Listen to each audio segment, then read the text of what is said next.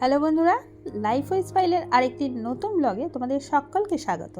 আশা করি যে যেখান থেকে এই ব্লগটি দেখছো তারা প্রত্যেকেই খুব ভালো আছো আর সুস্থ আছো, আর আমিও খুব ভালো আছি আর সুস্থ আছি। বন্ধুরা, আজকের ভিডিওটা পুরো অন্যরকম ভিডিও করছি। ডেইলি ব্লগ থেকে অনেকটা দূরে সরে এসে আমি কয়েকটা টিপসের ব্লগ আজকে তোমাদের সাথে শেয়ার করব। আমার এই টিপসগুলো হবে পুরোপুরি বালিশের কভার দিয়ে। আমরা আমাদের বাড়িতে অনেক ধরনের বালিশ কভার রেখে দিই এবং দীর্ঘদিন ইউজ করার পর সেটা যখন রং চড়ে যায় বা ফেটে যায় বা ছিঁড়ে যায়, তখন কি করি, আমরা বালিশের কভারগুলো ফেলে দিই বা ঘরের একটা কোণায় রেখে দিই, সেগুলো আর ইউজ করি না। সেইগুলো ফেলে না দিয়ে কিভাবে সেইগুলো আমরা ইউজ করতে পারি এবং আমাদের সেটা দৈনন্দিন যেভাবে কিভাবে কাজে লাগতে পারে তা সেইগুলোই আজকে তোমাদের সাথে শেয়ার করব। চলো। আর আমাদের বালিশের কভারগুলো রিইউজ করে আমরা কিভাবে আমাদের সংসার খরচ অনেকটা কমাতে পারি সেইগুলোও কিন্তু তোমাদের সাথে শেয়ার করব। প্রত্যেক কটা টিপস শেয়ার করার সাথে সাথে সেইগুলো বলবো যে কিভাবে আমাদের সংসার খরচের বাড়তি খরচগুলো কমে যেতে পারে। তা চলো সেগুলো আমি আস্তে আস্তে তোমাদের সাথে শেয়ার করি।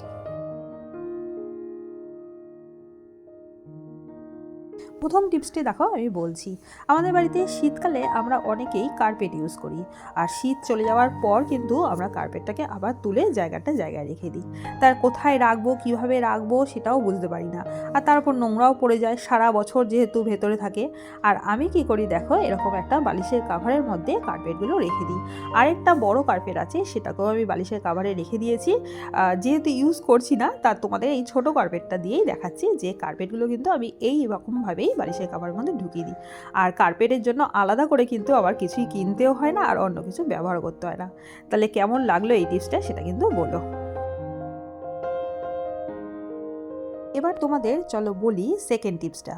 সেকেন্ড টিপস হলো, দেখো, আমাদের বাড়িতে যখন বাচ্চা কাচ্চা স্কুলে পড়াশোনা করে তখন কিন্তু অনেক রকমের ব্যাগ থাকে ওদের কাছে। যেমন আমার মেয়ে নতুন সেশন যেহেতু শুরু হয়েছে, তার জন্য ও বায়না করে আরেকটা নতুন ব্যাগ কিনে নিয়েছে। আর এই পুরনো ব্যাগটা যথেষ্ট ভালো রয়েছে, তার সেটাকে আমি ধুয়ে ঠুয়ে রেখে দিলাম।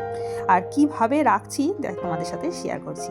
এই একটা বালিশের কাভারের মধ্যে এটা রেখে দিলাম, আর এই ব্যাগটা কিন্তু বেশ ভালো যত্ন সহকারে থাকবে। আমরা যখন ট্যুরে কোথাও যাই তখন এই রকম ব্যাগও কিন্তু ইউজ করি। তা সেই ব্যাগগুলো যখন ঘুরে আসি ধুয়ে ঠুয়ে এরকম বালিশের কাভারের ভেতর কিন্তু ঢুকিয়ে রাখতে পারি। আর ব্যাগের জন্য আলাদা কোনো কাভার তাহলে কিনতে হয় না। আর তার উপর ব্যাগটা এরকমভাবে যদি বালিশের কাভারের মধ্যে রেখে দিই তাহলে কিন্তু যথেষ্ট পরিষ্কার পরিচ্ছন্ন থাকবে এবং একটা জায়গায় গোছানো থাকবে। দেখো, দুটো ব্যাগ দেখে মনে হচ্ছে পুরো বালিশের মতো দেখতে লাগছে।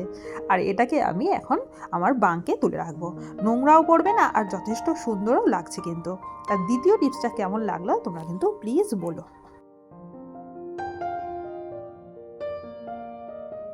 আমরা যখন কোথা থেকে ঘুরে আসি তখন কিন্তু সারা বাড়ি পরিষ্কার পরিচ্ছন্নর কাজে লেগে যাই। আর তার সাথে সাথে রান্নাঘরটাও কিন্তু ভালো করে পরিষ্কার করি। রান্নার বাসনপত্র, রান্নার যে সব জিনিস সামগ্রী সমস্ত কিছু, বালতি, বিশেষ করে জলের বোতল, এইগুলো কিন্তু আমরা ভালো করে পরিষ্কার করতে থাকি। কিন্তু গ্যাসের বার্নারটার দিকে সেই রকমভাবে আমরা নজর দিই না। কিন্তু গ্যাস বার্নারের যে ছোট ছোট ফুটোগুলো রয়েছে তার মধ্যেও কিন্তু অনেক ধুলো জমে যায়। এক সপ্তাহ 8-10 দিন থাকলে তার ধুলো কিন্তু কম হয় না। সেটা কিন্তু সেরকমভাবে আমরা পরিষ্কার করি না, জাস্ট ওপর একটু ঝেড়ে নিই। সেটা যাতে ধুলো না পারে তার জন্য আমি কি ব্যবস্থা করে যাই তোমাদের সাথে আজকে চলো শেয়ার করি। এখানে একটা বালিশের কভারকে দেখো আমি 4 ভাঁজ করে নিলাম। তারপরে দেখো আমি কিভাবে রেখে দিলাম। ঠিক যাওয়ার আগে আমি গ্যাসটাকে এইভাবেই রেখে যাই। আরেকটা অন্যরকমভাবে রাখি, সেটাও তোমাদের সাথে এখন শেয়ার করবো। চলো। আমি কিন্তু এইভাবেও গ্যাস বার্নারটাকে ঢেকে রেখে যাই। পুরো ওভেনটাকে দেখো বালিশের কাভার দিয়ে আমি ঢেকে রেখেছি। এখানে ভালোই বুঝতে পারছো, এখানে দেখো দেখিয়েও দিলাম যে গ্যাস বার্নারটাকে পুরো ঢাকা আছে, এদিক দিয়েও ঢাকা ওদিক দিয়েও ঢাকা। আর যেহেতু বালিশের কাভারটা একটু মোটা টাইপের তার জন্য এটা আরও সুবিধা হয়। পাতলা কাপড় হলে কি এটা উড়ে যাওয়ার একটা সম্ভাবনা থাকে, কিন্তু যেহেতু মোটা তাহলে এটা পুরোটাই সুন্দরভাবে ঢেকে থাকবে। এখানে দেখো দেখতেও কিন্তু বেশ ভালো লাগছে, যদিও আমি প্রত্যেক দিনই এরকম করে ঢেকে রাখি গ্যাস বার্নারটাকে। পরের টিপসটা শেয়ার করার আগে তোমাদের বলে রাখি যে এতক্ষণ পর্যন্ত ভিডিওটা দেখে যদি তোমাদের কারোর কিছু ভালো লেগে থাকে তাহলে প্লিজ একটা লাইক কিন্তু করে দিও। এরপরে চলে আসি ধরো পরের টিপসে। আমরা যখন বাসন মাজি বেসিনের মধ্যে, তখন বাসনগুলো ধোয়ার পর কিন্তু আমরা কোনো একটা গামলা বা ঝুড়ির ওপর সেইগুলোকে উপর করে রাখি। তার ঝুড়ির ওপর যদি উপর করে রাখি, তার মধ্যে জলগুলো পড়বে এবং সেটা কাউন্টার টপে পড়বে এবং সেটা গড়িয়ে গড়িয়ে আস্তে আস্তে নিচে পড়বে, সেটাই স্বাভাবিক কথা। আর যদি আমরা গামলার মধ্যে রাখি, গামলার মধ্যেও জল থাকবে, সেটা আরও ভালো হয়, সুবিধা। আর যদি কোনো গামলা বা ঝুড়ি না থাকে, তাহলে কিন্তু আমরা বালিশের কভারটা এইভাবে ইউজ করতে পারি। এখানে দেখো আমি বালিশের কভারটাকে রেখে দিয়েছি আর তার উপরে ধোয়া যে বাসনগুলো উপর করে রাখছি। আর বাসন থেকে যেটুকু জল সেইগুলো কিন্তু পুরোটাই এই কাভারটার মধ্যে পড়বে। আর যখন শুকিয়ে যাবে বাসনগুলো, তখন আমি জায়গায় রেখে দেবো আর জলটা কিন্তু বালিশের কাভারের মধ্যেই শুকিয়ে যাবে। এর ফলে কী হবে, কাউন্টার টপ থেকে জল আর নিচে গড়িয়ে পড়বে না, আর তার ফলে রান্নাঘর কিন্তু আমার স্যাঁতস্যাঁতেও হবে না। এই টিপসটা কেমন লাগলো সেটা কিন্তু বলে জানিও।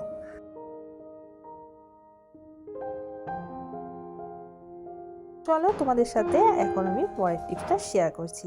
আমাদের বাড়িতে কিন্তু অনেক শাড়ি আছে, যেই শাড়িগুলো খুবই আমাদের কাছে মূল্যবান হয়। তা সেই শাড়িগুলো রাখার জন্য আমরা কি করি, দোকান থেকে বা অনলাইন থেকে অনেক শাড়ি রাখার ব্যাগ কিনে ফেলি। তা আমি দেখো শাড়িগুলো কিভাবে যত্ন সহকারে রাখি।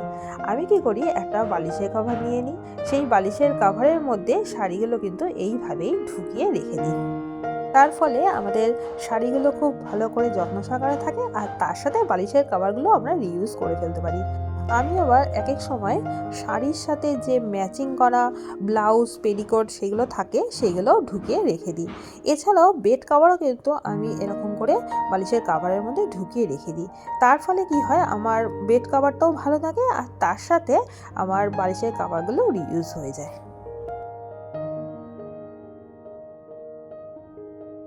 এবার তোমাদের সাথে শেষ টিপসটা আমি শেয়ার করছি। আমাদের বাড়িতে যে মনিটরটা রয়েছে, সেটা একটা হলুদ তাওয়াল দিয়ে আমি ঢেকে রাখতাম। তা অনেক দিন হয়ে গেছে সেই তাওয়ালটা পরিষ্কার করা হচ্ছে না। তা ভাবলাম যে সেই তাওয়ালটা তুলে দিই, কিন্তু মনিটরটা ঢাকবো কী দিয়ে, তার জন্য নতুন কভার আমার কেনাও নেই, আর এরকম কোনো সুন্দর তাওয়ালও নেই যে মনিটরটা ঢেকে রাখবো। তার জন্য আমি একটা সুন্দর বালিশের কভার বার করেছি। এই বালিশের কভারটা একটু ছিঁড়ে গেছে, তা ভাবলাম এই মনিটরটা যদি ঢেকে রাখা যায় তা কেমন লাগে। দেখো ভালোই লাগছে। এবার থেকে ভাবলাম মনিটরটা এই বালিশের কভারটা দিয়ে ঢেকে রাখবো।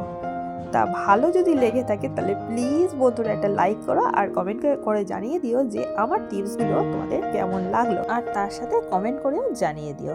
তাহলে আজকের মতো এখানেই শেষ করলাম। Tata, by.